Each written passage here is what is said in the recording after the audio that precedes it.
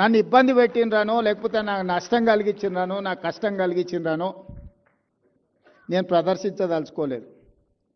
నా గెలిపేజాలు వాళ్ళ దుఃఖానికి ఇంకంతకంటే బాధ ఆవేదన నేనేమి ఇవ్వగలుగుతా వాళ్ళకి. నేను ఆ కుర్చీలో కూర్చోవడం సంతకం పెడుతుంటే వాళ్ళ గుండెల మీద గీత గీసినట్టే ఉంటుంది కదా. ఆ మధ్య భారత్ సమ్మిట్ నిర్వహించినాం.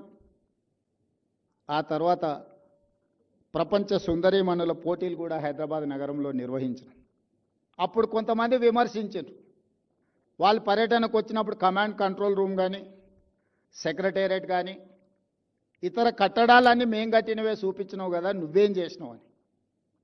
పాపం వాళ్ళకి తెలియదు ఏంటంటే 109 దేశాల నుంచి ప్రపంచ సుందరీమణులు ఆ దేశ ప్రతినిధులు వస్తే 109 దేశాల సుందరీమణులతో పాటు ఆ దేశ ప్రజల్ని జయ జయ హే తెలంగాణ గీతం నేను పాడించిన. ఇంతకంటే గొప్ప అవకాశం. ఇన్ని దేశాల ప్రతినిధులను తెలంగాణ కళాకారులు రూపుదిద్దిన తెలంగాణ తల్లి ముందు వాళ్ళందరినీ మొకరిల్లింపజేసిన నేను. ఇది గొప్ప తెలంగాణ సంస్కృతికి తార్కణం. బిల్డింగులు కట్టడం మా అందశ్రీ అన్న మేస్త్రిగా కూడా బిల్డింగులు కట్టగలడు. కానీ ఒక మేస్త్రి రాసిన జయ జయ హే తెలంగాణ గీతాన్ని 109 దేశాల ప్రతినిధులను నేను పాడించగలిగిన, వాళ్ళకి ఆ భావనను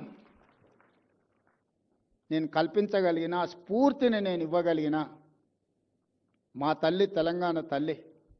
తెలంగాణ తల్లి అంటే ఇట్లుంటుందని ప్రతిరూపాన్ని ఇచ్చి 109 దేశాలకు సంబంధించిన ప్రతినిధులు ఆ తెలంగాణ తల్లి ముందు మొకరిల్లింపజేయగలిగిన 20 నెలల్లో అంటే ఇది నేను సాధించిన విజయం కాదా అని చెప్పి విమర్శకులను అడుగుతున్నాను.